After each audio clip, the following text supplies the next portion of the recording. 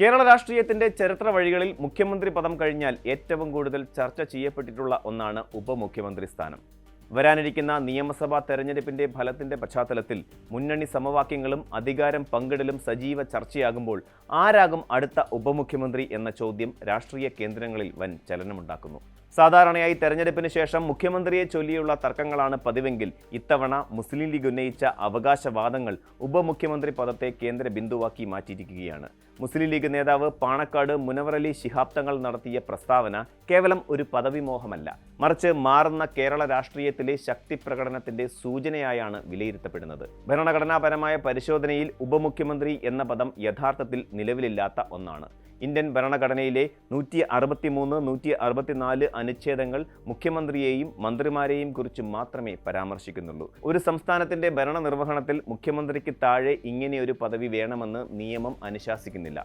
എന്നിരുന്നാലും ഇന്ത്യയിലെ സങ്കീർണമായ സഖ്യകക്ഷി രാഷ്ട്രീയത്തിൽ മുന്നണി ബന്ധങ്ങൾ ഊഷ്മളമായി നിലനിർത്താനും പ്രമുഖ കക്ഷികളെ തൃപ്തിപ്പെടുത്താനും ഉപമുഖ്യമന്ത്രി പദം ഒരു തന്ത്രപരമായ ആയുധമായി ഉപയോഗിക്കപ്പെടാറുണ്ട്. പല സംസ്ഥാനങ്ങളിലും ഒന്നിലധികം ഉപമുഖ്യമന്ത്രിമാർ പോലെയുള്ള സാഹചര്യങ്ങളുമുണ്ട്.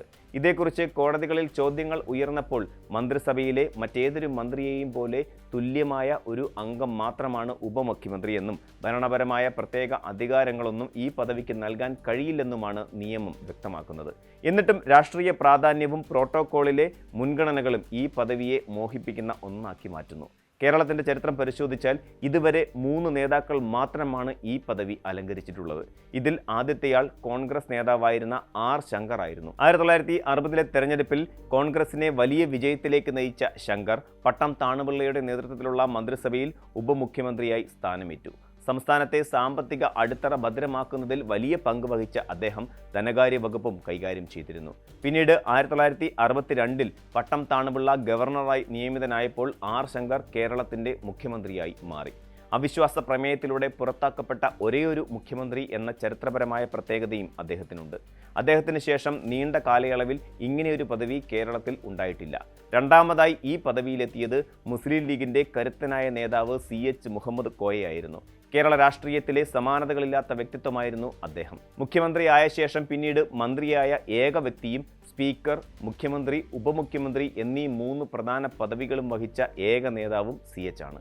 കെ കരുണാകരന്റെ നേതൃത്വത്തിലുള്ള 2 മന്ത്രിസഭകളിൽ അദ്ദേഹം ഉപമുഖ്യമന്ത്രിയായി സേവനമനുഷ്ഠിച്ചു. വിദ്യാഭ്യാസ മന്ത്രി എന്ന നിലയിൽ കേരളത്തിന്റെ വിദ്യാഭ്യാസ മേഖലയിൽ വലിയ വിപ്ലവങ്ങൾ കൊണ്ടുവന്ന അദ്ദേഹം 1983 ഉപമുഖ്യമന്ത്രി പദവിയിലിരിക്കെയാണ് അന്തരിച്ചത്. CHന്റെ രാഷ്ട്രീയ തന്ത്രജ്ഞതയും വാക്പാടവവും ഉപമുഖ്യമന്ത്രി പദവിക്ക് ഒരു പ്രത്യേക ഗരിമ നൽകിയിരുന്നു. കേരളത്തിലെ 3ാമത്തെയും അവസാനത്തെയും ഉപമുഖ്യമന്ത്രി കെ അബൂഖാദർ കുട്ടി നഹയായിരുന്നു. CHന്റെ നിര്യാണത്തെ തുടർന്ന് മുസ്ലിം ലീഗിന്റെ പ്രതിനിധിയായി അദ്ദേഹം ഈ പദവിയിലെത്തി. കേരളത്തിൽ ഏറ്റവും കൂടുതൽ കാലം ഉപമുഖ്യമന്ത്രിയായിരുന്ന വ്യക്തി എന്ന ഖ്യാതി നഹയ്ക്കാണ്. 1983 മുതൽ 87 വരെ അദ്ദേഹം കരുണാകരൻ മന്ത്രിസഭയിൽ 2ാമനായി അങ്ങനെ തുടർന്നു. മലപ്പുറം ജില്ലയുടെ രൂപീകരണത്തിനും തദ്ദേശ സ്വയംഭരണ വകുപ്പിന്റെ വിപുലീകരണത്തിനും അദ്ദേഹം നൽകിയ സംഭാവനകൾ നിസ്തുലമാണ്. എന്നാൽ 1987 ശേഷം വന്ന ഒരു മന്ത്രിസഭയും ഉപമുഖ്യമന്ത്രി പദത്തിലേക്ക് ആരെയും പരിഗണിച്ചിട്ടില്ല എന്നത് ശ്രദ്ധേയമാണ്.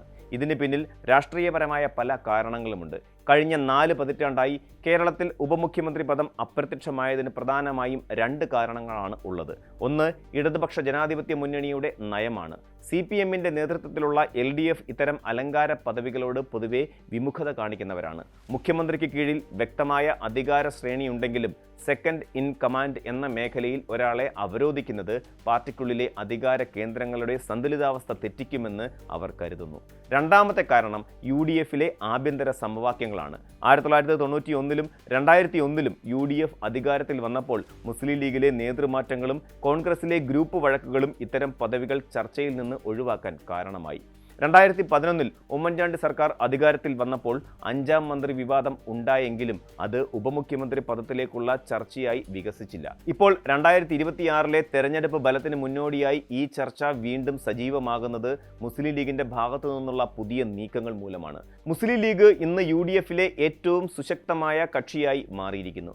വോട്ട് വിഹിതത്തിലും സംഘടനാ ശേഷിയിലും കോൺഗ്രസിനോളം തന്നെ കരുത്താർജിച്ച ലീഗ് അധികാരത്തിൽ വരുമ്പോൾ തങ്ങൾക്ക് അർഹമായ പരിഗണന വേണമെന്ന് ആവശ്യപ്പെടുന്നു. പാണക്കാട് കുടുംബത്തിൽ നിന്നുള്ള യുവ നേതാവ് മുനവർ അലി ശിഹാബ് തങ്ങൾ തന്നെ ഈ ആവശ്യം ഉയർത്തിയത് ഗൗരവകരമായ ഒരു രാഷ്ട്രീയ പ്രഖ്യാപനമാണ്. മുസ്ലിം ലീഗിന് ലഭിക്കുന്ന സീറ്റുകളുടെ എണ്ണം വർദ്ധിക്കുന്ന സാഹചര്യത്തിൽ ഭരണത്തിൽ മുഖ്യമന്ത്രിക്ക് തൊട്ടു താഴെയുള്ള സ്ഥാനം തങ്ങൾക്ക് വേണമെന്ന് അവരുടെ ന്യായമായ ആവശ്യമായി അവർ കാണുന്നു. എന്നിരുന്നാലും ഇത്തരം ഒരു പദവി അനുവദിക്കുന്നത് കോൺഗ്രസിനുള്ളിൽ വലിയ പ്രതിസന്ധികൾ സൃഷ്ടിച്ചേക്കാം. KPCC പ്രസിഡന്റോ മറ്റു മുതിർന്ന നേതാക്കളോ മന്ത്രിസഭയിൽ ഉണ്ടാകുമ്പോൾ മറ്റൊരു പാർട്ടിയിൽ നിന്നുള്ള ഒരാളെ ഉപമുഖ്യമന്ത്രിയാക്കുന്നത് പ്രായോഗികമായ വെല്ലുവിളികൾ ഉയർത്തും. കൂടാതെ കേരള കോൺഗ്രസ് പോലെയുള്ള മറ്റ് സഖ്യകക്ഷികളും സമാനമായ ആവശ്യങ്ങൾ ഉന്നയിക്കാൻ സാധ്യതയുണ്ട്. ചില വടക്കേന്ത്യൻ സംസ്ഥാനങ്ങളിൽ കാണുന്നത് പോലെ ഒന്നിലധികം ഉപമുഖ്യമന്ത്രിമാരെ വെച്ച് ഈ പ്രതിസന്ധി പരിഹരിക്കാൻ കേരളത്തിലെ മുന്നണികൾ തയ്യാറാകുമോ എന്നതാണ് കണ്ടറിയേണ്ടത്. ചുരുക്കത്തിൽ ഉപമുഖ്യമന്ത്രി പദം എന്നത് കേവലം ഒരു പദവി മാത്രമല്ല, അത് ഒരു മുന്നണിയിലെ രാഷ്ട്രീയ മേധാവിത്വത്തിന്റെ പ്രതീകം കൂടിയാണ്.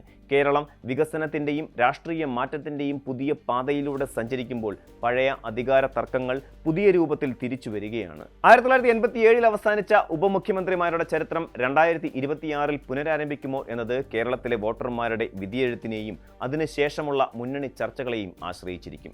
ജനാധിപത്യ സംവിധാനത്തിൽ ഭരണപരമായ കാര്യക്ഷമതയേക്കാൾ കൂടുതൽ രാഷ്ട്രീയമായ അനിവാര്യതകളാണ് പലപ്പോഴും ഇത്തരം തീരുമാനങ്ങൾക്ക് പിന്നിൽ പ്രവർത്തിക്കുന്നത്.